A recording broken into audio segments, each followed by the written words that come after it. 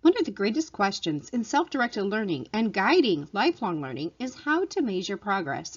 Of course, in order to assess progress, one needs to know what is self-directed learning, why it is important, and we'd also need to understand the different levels associated with lifelong learning.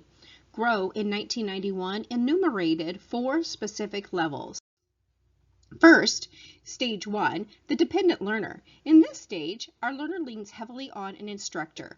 There is no self-direction or even hint of understanding that there might be more than dependency to learning.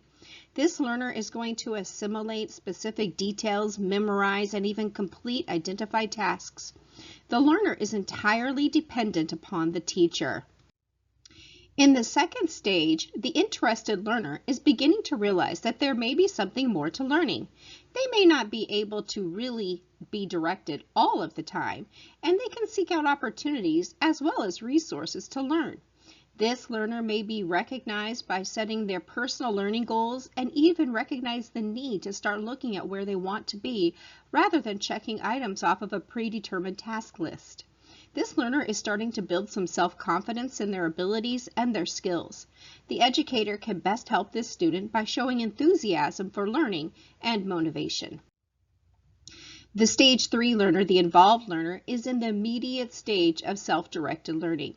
They are recognizing the ability to really participate and to learn by themselves. They like to participate in group activities and learn from other people. This type of learner is making some learning goals and creating a method to achieve these goals.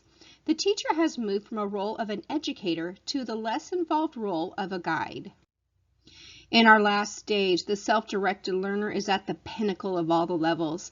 This learner not only sets their own learning goals, but has already determined how to assess their goals. This learner can cultivate their desires and knows how to pursue them. They are able to determine the validity and reliability of acquired information. They also create their direction for learning. In this level, the teacher is a peer or a learning consultant. In Grow's wonderful stages and in the chart, you can see all of the different levels of the student, the role that the teacher makes, and even some examples.